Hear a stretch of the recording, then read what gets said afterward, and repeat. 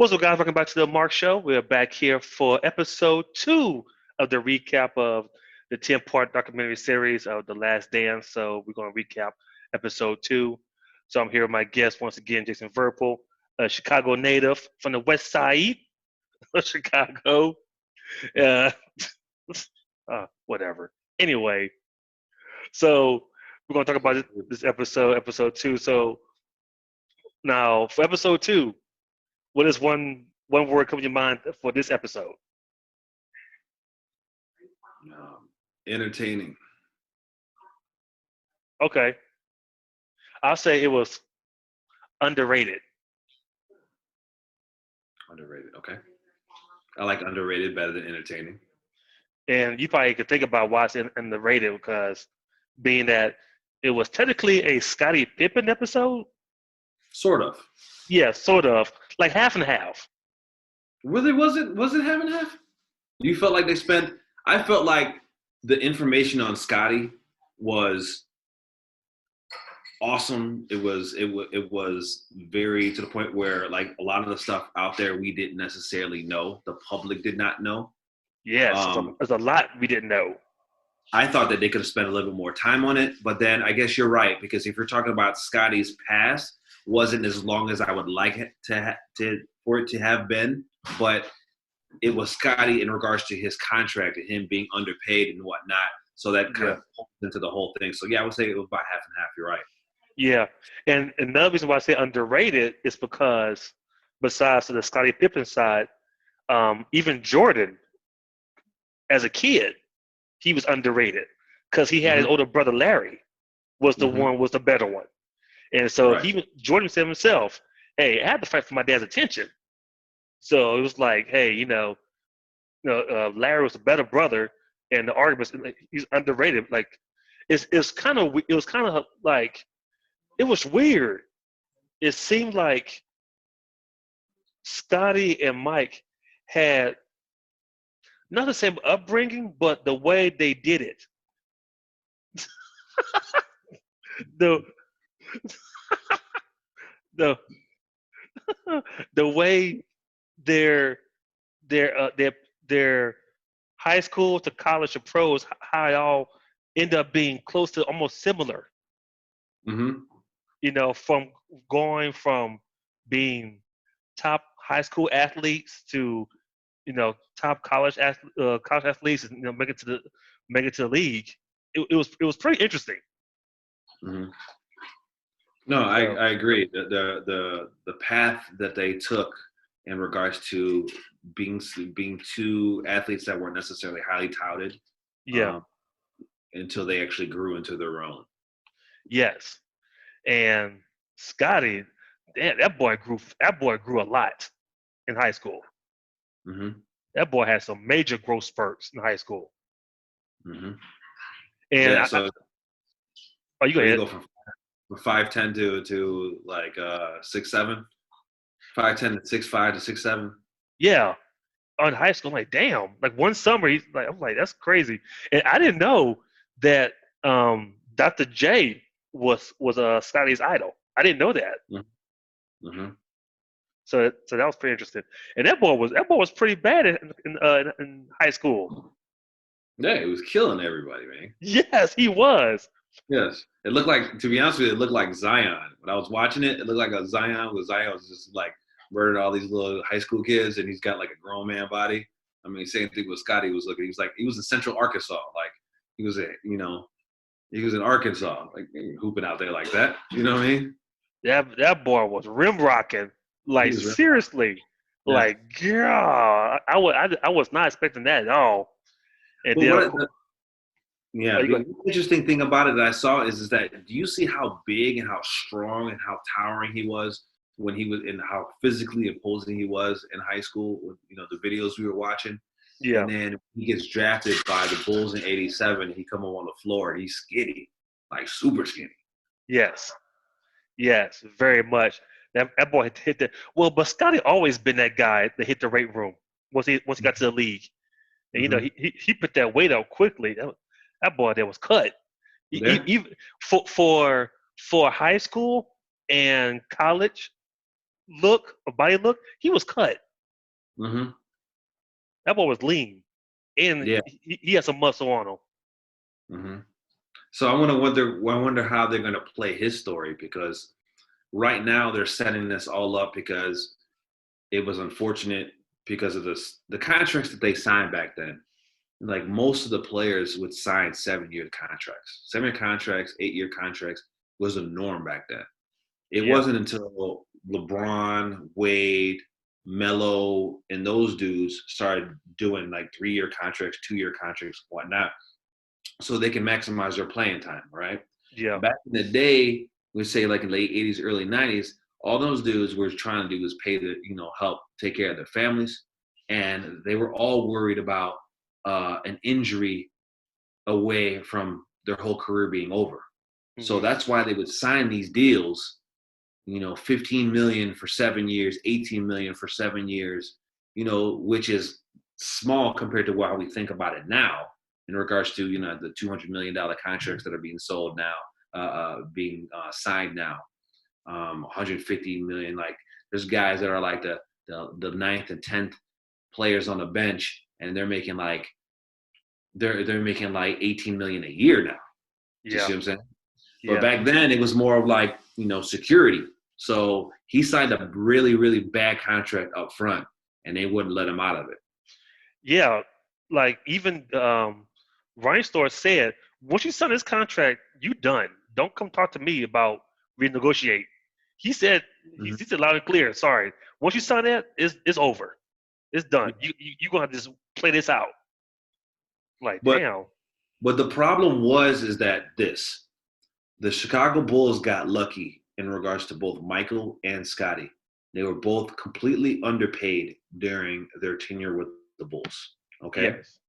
Mike signed a love of the game contract, which allowed him to play anywhere, but he wasn't necessarily, he was getting paid somewhere around like the sixth, seventh, sometimes 12th best player in the NBA. And he was clearly the top dog, Hmm. right? But Yeah. he was making all that money on endorsements. So it really like dwarfed what he was doing with the NBA. So when Mike turns around and says Scotty was being selfish, like for real, like he could talk because he got underpaid for years in regards to his NBA salary. Hmm. Yeah. Yeah. It was very interesting. Like those contracts back then, very interesting how everything just Mhm. played out. And that boy was tired. That boy was ready to get paid. So I guess because I kind of But oh, you go ahead.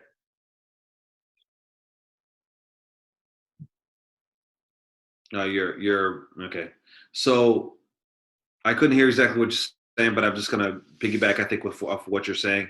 Hmm. Um, with I understand it from both points of view. Scotty needed to get paid, and he needed to be selfish. I agree. He needed to get paid his fair value because being the 122nd best, highest paid player in the league, that's a slap in the face for That's all the work he does, was it right? like 2.8, 2.4 million he was getting paid? Like that's crazy. That's crazy, son. That really is crazy. Yeah.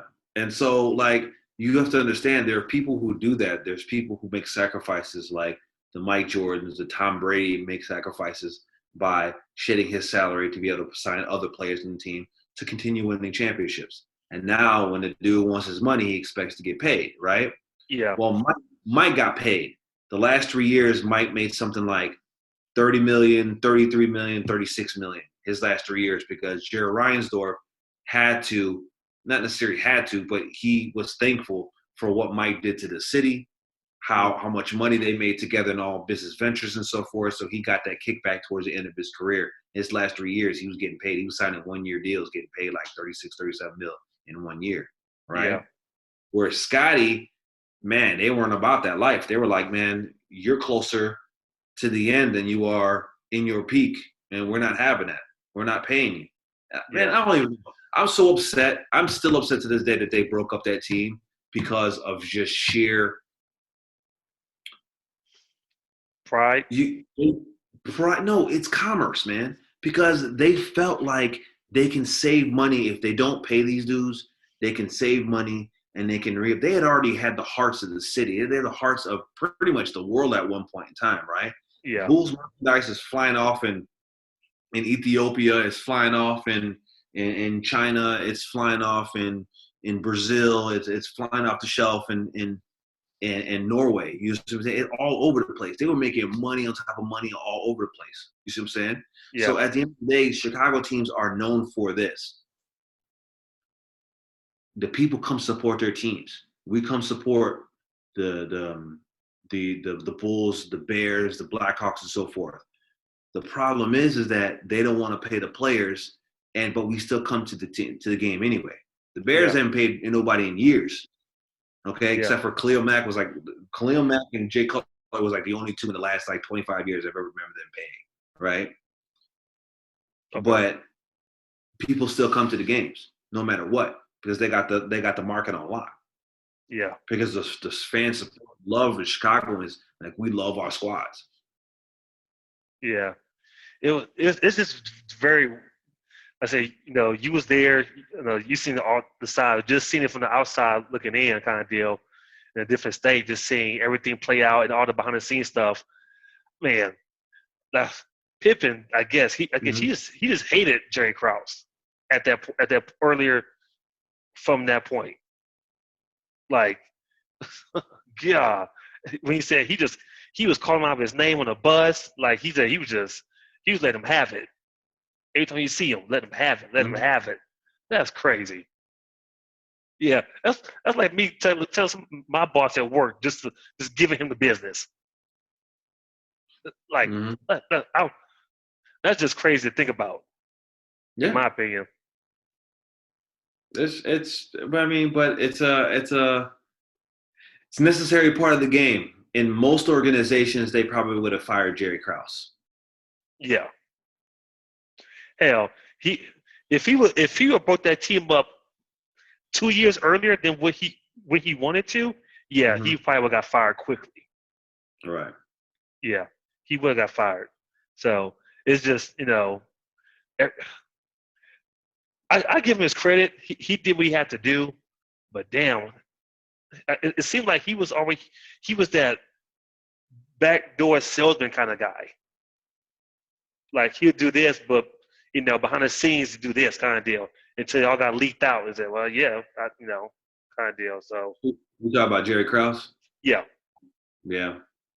It's unfortunate because I understand. I mean, they kind of depicted it pretty well in the show that, he had the little man syndrome, the fat guy, little guy and the little fat guy mentality and so forth and whatnot because, he wasn't necessarily athletically gifted and whatnot. And he was tired of everybody getting all the love and recognition and he wasn't getting the recognition. Jerry Krause yeah, wasn't getting the recognition. He yeah, wasn't. You see what I'm saying? Like a lot of people, and especially once they started to do that draft day trade where they were going to trade Scotty for Sean Kemp, that was like the whole city really turned on him then. yeah. Hell, when they announced his name for the ring ceremony, everybody booed him pretty Yeah. much. Mm-hmm. Like yeah, and that's another thing too. So I didn't know Sean, not Sean Kemp, damn, Scotty was drafted by Seattle, Yes. even though he was gonna play with them anyway. It's just that they Mm-hmm. drafted him on their behalf. But see, I never knew that. Yeah.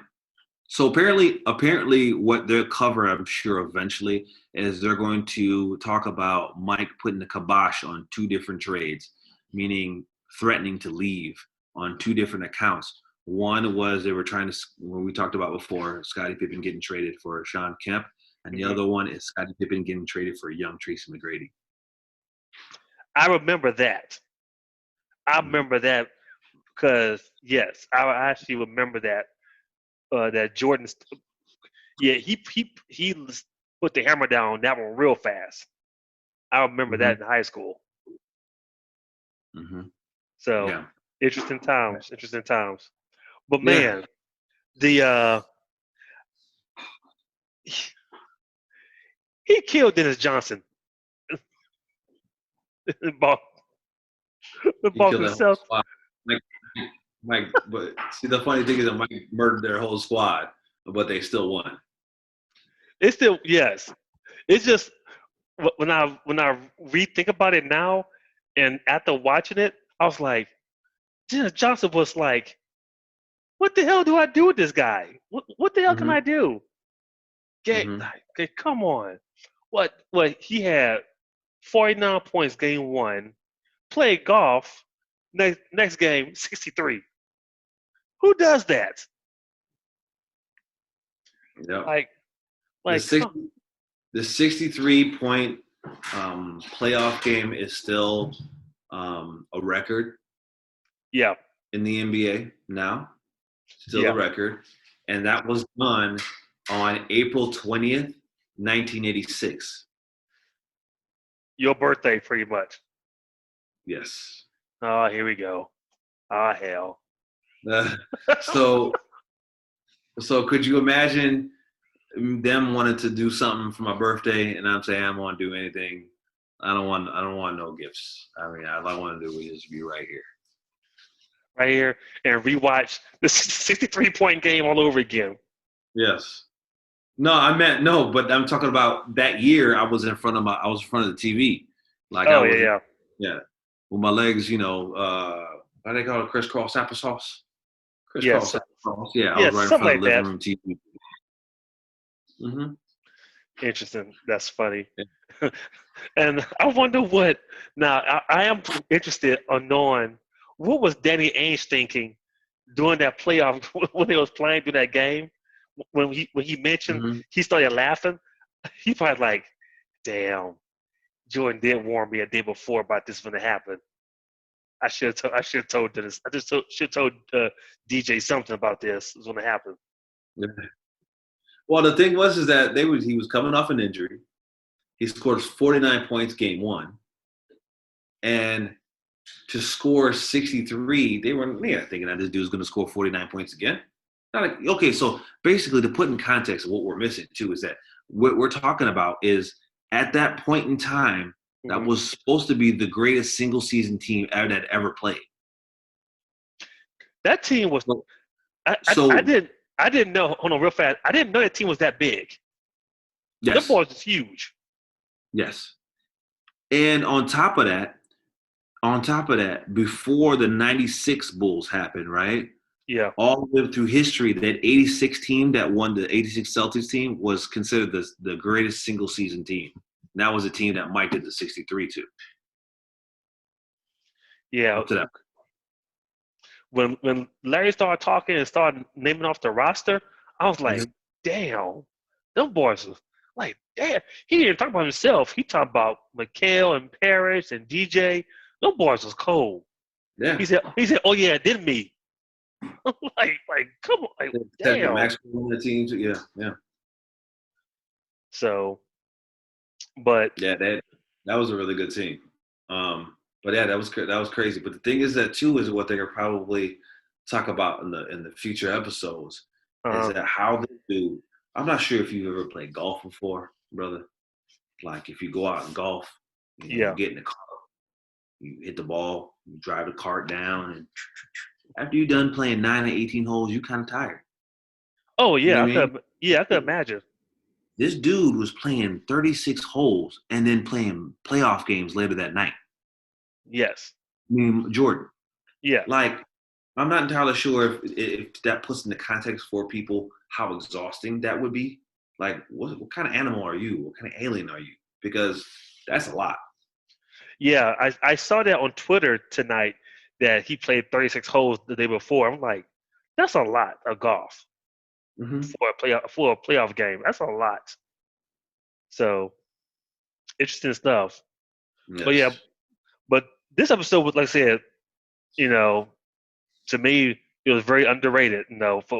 For just what Pippen went through, he's gone through, and everything like that from the beginning to the end, from Jordan with his Mhm. family and his brothers and stuff, everything. Now, one thing, okay, so I didn't know Jordan's mom is almost 80, and she looks like she's 50.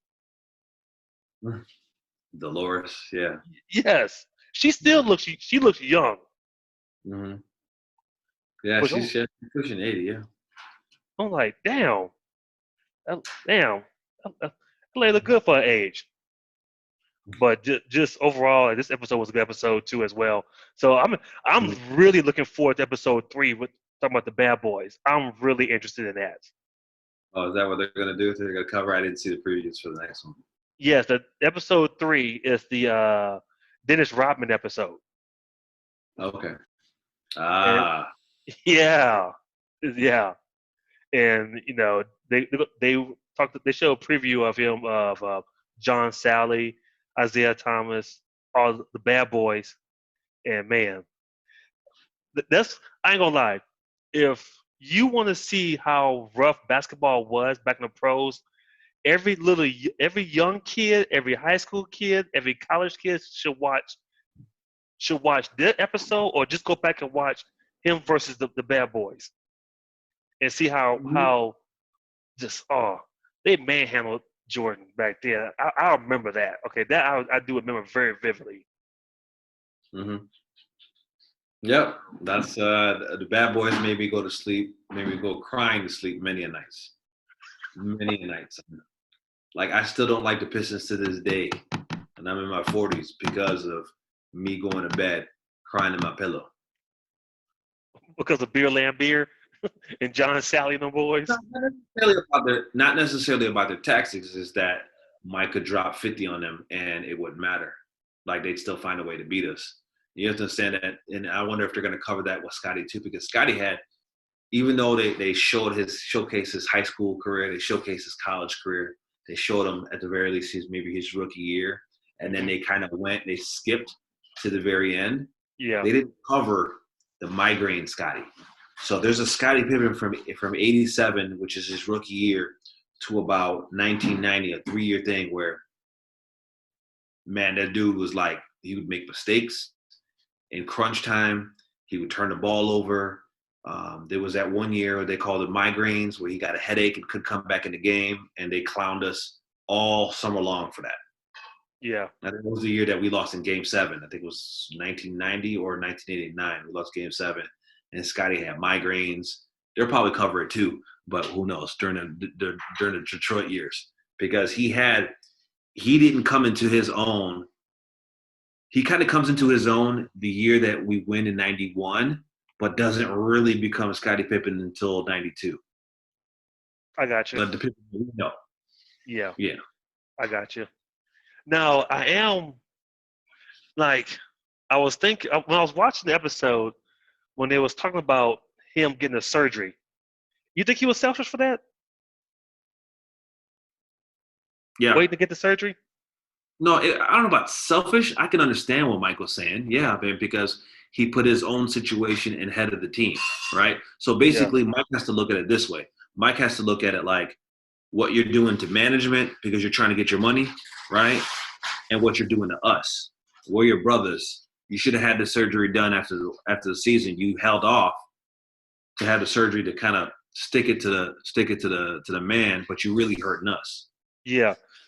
Because like I said, Reinstar already said you're not getting nothing else out of me. Like this is it. So you want to wait, but like Pippen said, he cared about his summer. That's what he cared about, his summer. Yeah, And it's something. I'm on Smash. Yeah. yeah, he didn't get damn about nothing else. He said, "I just care about my summer. It is what it is," kind of deal. And Yeah. and then I didn't realize when they went 4-4, that's still technically the 72-10 team.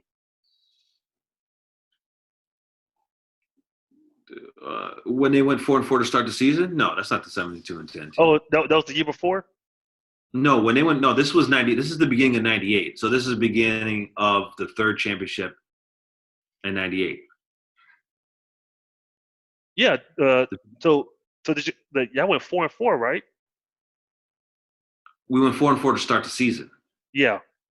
So for the first 8 games, we had lost 4 road games. Yeah, but that's not the 72-10 team. No, because Okay. some of the bench players are different. Oh, okay. So, like for example, Brian Williams wasn't there um, because this is 2 years later. The 72 and 10 team was the 96 team. Oh, for some reason, I thought it was the '98 team. I don't know why I thought that. No idea what that idea came in my head. I'm like, hold on, what the hell? Yeah, the 96 team is the one that went 72 and 10. We Okay. came back. That was the year that it would be we'd be Seattle. The Bulls beat Seattle in the finals. Yeah, yeah, Yeah, yeah. I don't know what I was thinking. I was like, hold on.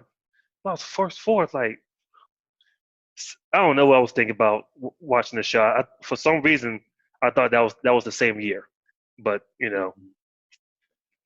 but overall, like I said, dealing with Pippen and everything going on with Jerry Krause and stuff, and going to the next episode, I'm very interested in seeing the Bad Boys and kind of seeing how Dennis Rodman. Now, I wonder if they're going to talk about Dennis Rodman's past because he had a very crazy past himself.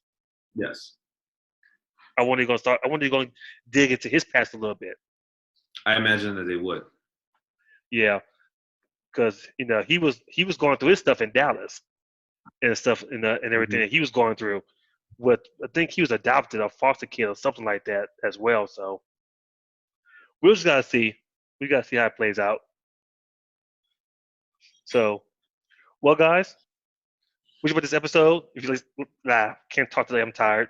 If you got like this episode, give us a thumbs up. You see on the screen right now, and that's it. Pretty much the recap of us just talking about our thoughts, what we thinking about after watching episode 2 of The Last Dance and such. And once again, my boy Jason, if you want to let everybody know, or you want to hit you up on the socials, let them know. Yes, you can hit me up on Instagram. It's Jason, Jason Verpil. That's V as in Victor, P as in Peter, IL. And also you can find me on Facebook by the same tag name. Nice. And of course, The Mark Show here on YouTube. Go ahead and make sure you subscribe, like, and share this video to the people. The Mark Show on Instagram and such. So that's it, guys, for this episode. So we'll see you on Monday for our recap of episode 3. Pretty much the Dennis Rodman episode, I guess, the Bad Boy episode, pretty much. And so, other than that, guys, it's like pretty much. Oh, I can't talk today. This is a long day. I can't talk right now. And where's my baby Zoe? We'll see you next time. I'm out. Done. Peace.